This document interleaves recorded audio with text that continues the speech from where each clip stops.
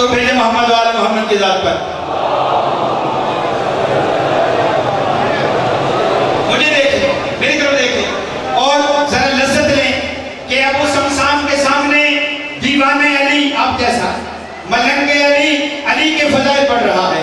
کہا تو بھول نہیں اسی علی کی شان میں، قال نبی فی شان ہی من جو بھی ان علی خیر البشر من ابا فقد کفر، کہ میرا علی سب سے بہترین بندہ ہے، جو اس کا منکر ہو جائے وہ کافر ہو جائے.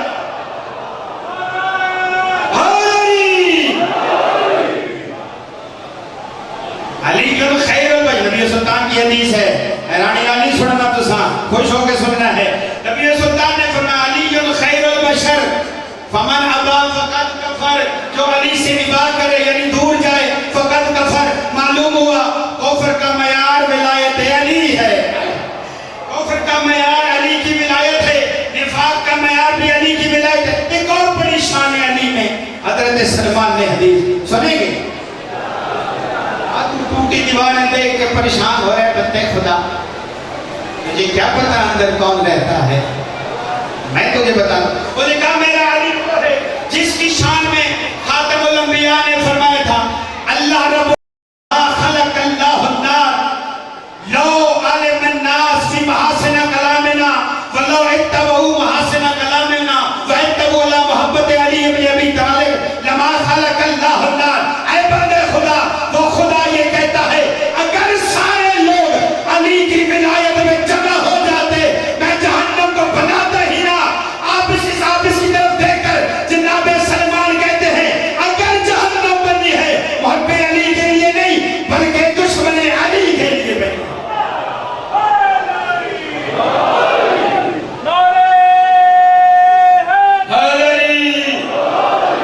اور بھی شان علی میں قصیدے پڑھے نبی کی زبان سے. جب یہ بندہ مطمئن نہ ہوا نا اب آیتیں پڑھنی شروع کی سلمان نے. ایک آیت دوسری آیت 10-15 آیتیں میں نے دیکھی ہیں اس تاریخ میں، لیکن میں تو ایک دو سناؤں گا اگر آپ سن لیں. وہ کہتا ہے تجھے نہیں پتا یہ کون کا گھر ہے، انما ولیکم اللہ ورسولہ والذین آمنوا الذین یقیمون الصلاۃ ویؤتون الزکاۃ وهم راکعون. تو دیکھ جا صحابہ کا کاندھا ہلا، ہر کاندھے کو ہلا کر اس صحابی سے پوچھ مسجد میں زکات کس نے دی تھی، مسجد میں فقیر کو خیرات کس نے دی تھی. سارے صحابہ مل کر اس گھر کی طرف اشارہ کریں گے اور اس گھر کے رہنے والے کی طرف اشارہ کر کے کہیں گے فقیر آیا تھا پلٹ کے جا رہا تھا، یہ نماز پڑھ رہا تھا، نماز میں ہاتھ کو بلند کر کے کہا اے فقیر ادھر آ. نہ اللہ کے گھر سے کوئی خالی آ جاتا ہے نہ علی کے گھر سے کوئی خالی. وہ 3 آیتیں اور پڑھی. فرمایا یا رسول بلغ ما انزل الیک لم تفعل فما بلغت رسالتہ. اے عابس، اے ابو سمسام عامر ابسی، اگر علی کی ولایت نہ ہوتی کہ آیت شریف پروردگار قرآن میں نازل ہی نہ کر. اور اکمال دین کی سند ہے علی کی ولایت. جیسے یہ جملے کہہ رہے تھے ادھر روایت کے لفظ ہیں، یہ وہ وقت تھا جب یہ دونوں، میں بات ختم کر دی ہے آگے نہیں پڑھتا، جب یہ دونوں دروازے امیر المومنین پہ اس وقت مولا نماز کے لیے وضو کرنا چاہتا. آفتابہ دست مبارکہ تھا. جیسے آفتابہ قریب لے کے آئے صحن خان میں تشریف فرمائے ہوئے ارشاد فرمایا سلمان ابو سمسام کو ہماری خدمت میں لے آ. دروازہ بند نہیں لگی ہوئی. ابو سمسام سلمان کی طرف دیکھ کر حیرانی سے پوچھتے یہ کون ہے جو میرا نام بھی جانتا ہے، جو میرا قبیلہ بھی جانتا ہے. سلمان کہتا میں نے تجھے کہا تھا میں وسیع برحق کے پاس لاؤں گا. دروازہ کھلا، مولا سامنے تشریف لائے. فرمایا ابو سمسام سنا وعدہ پورا کر دیا تو نے؟ جی مولا کر دیا. فرمایا کوئی دلیل؟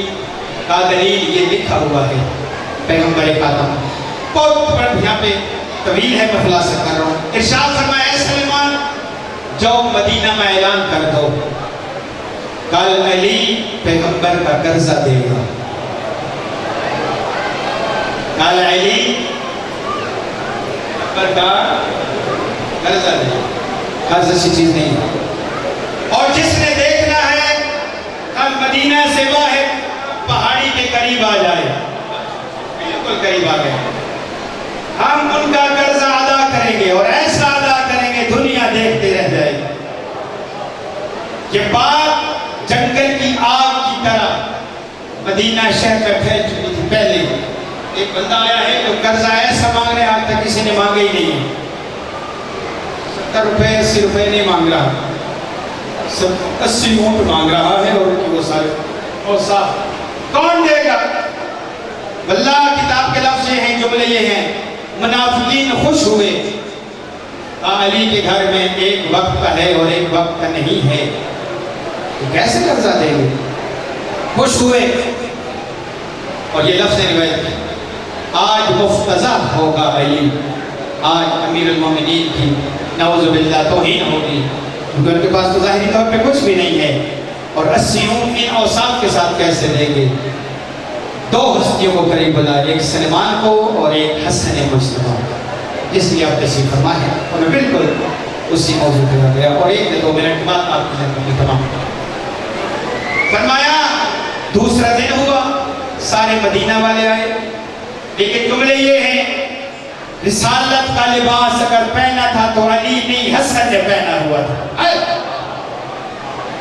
امامہ رسول کا, نالین رسول کے, قبا رسول کی, عبا رسول کی, لباس رسول کا, دست مبارک میں عصا رسول کائنات کا, آپ کے پائے مقدس میں نالین رسول خدا کے, اس میں ہی خاتم رسول اللہ, آپ کی مشت مبارک, آپ کی اسم مبارکہ میں, آپ کی انگلی مبارک میں جو انگوٹھی تھی وہ رسول کی تھی, اور عصا بھی وہ تھا جو رسول کا تھا. سب لوگوں کو قریب بلا کر علی ابن ابی طالب نے اپنے لخت جگر کو قریب بلایا, ان کے کان میں وہ بات کی جو کوئی نہ سمجھ سکا, یا حسن سمجھا یا علی سمجھا, اور کوئی سمجھ نہ سکا. فرمایا ابو سمسام میرے بیٹے کے ساتھ فلاں پہاڑی کے دامن میں چلا جا, تجھے قرضہ مل جائے گا. بھتیجے والے دیکھ رہے ہیں, عورتیں, بچے, بوڑھے, جوان, سارے پہاڑی سے بھی کبھی اونٹ نکلا ہے. ہمارے پنجابی میں کہتے ہیں نا, کئی تو بندے خوشیوں سے اچھل رہے تھے. اس طرح دکھایا جاتا ہے جہاں پہ حیوانات ہوتے ہیں وہاں پہ لے جایا جاتا ہے. امیر المومنین بیابان میں تشریف لے ہیں, جنگل میں لے, ٹکے پہ سوار کر دیا, سنگریزے پہ سوار کر دیا ہے. یہ کیا بات ہے؟ فرمایا وہ سمسام میرے بیٹے کے ساتھ جا. پشاور والوں, میری کتابوں میں اس سے بڑا جملہ نہیں ہے حسن کی شان میں. اب مدینہ والوں نے دیکھا, مدینہ والے دیکھ رہے تھے, ہم نے جب دیکھا آگے آگے مجتبیٰ تھا, پیچھے پیچھے ابو سمسام تھا, لیکن دیکھ رہے تھے مدینہ کی اس بیابان میں حسن نہیں مصطفیٰ چل رہا تھا.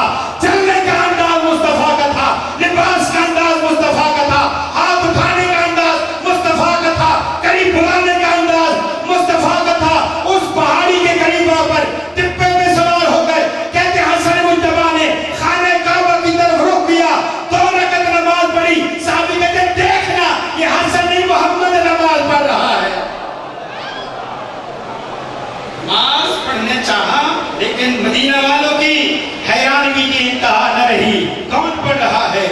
کوئی کہتا تھا مصطفیٰ پڑھ رہا ہے, کوئی کہہ رہا تھا میرا نبی پڑھ رہا ہے, کوئی کہہ رہا تھا میرا رسول پڑھ رہا ہے. 2 رکعت نماز پڑھنے کے بعد اس کا فلسفہ ہے, میں عرض نہیں کر سکتا, وقت نہیں ہے. پہلا فلسفہ یہ ہے, حسن مجتبیٰ نے جبین نیاز کو اس بارگاہ قدسیہ میں خم کر کے بتایا ہے, من عبد اللہ عبد اللہ لہو کل شیء, جو اس کا اطاعت گزار ہو جاتا ہے کائنات اس کی اطاعت گزار ہو جاتی ہے. ابھی تمہیں پتہ چل جائے گا. 2 رکعت نماز ختم کرنے کے بعد سارے مدینہ نے دیکھا وہ نبی کا اور عصا حسن مجتبیٰ میں اپنے ہاتھوں میں اٹھایا. اٹھانے کا مجھے دیکھیں, یہ تو آتے رہیں گے, مجھے دیکھیں آپ سارے,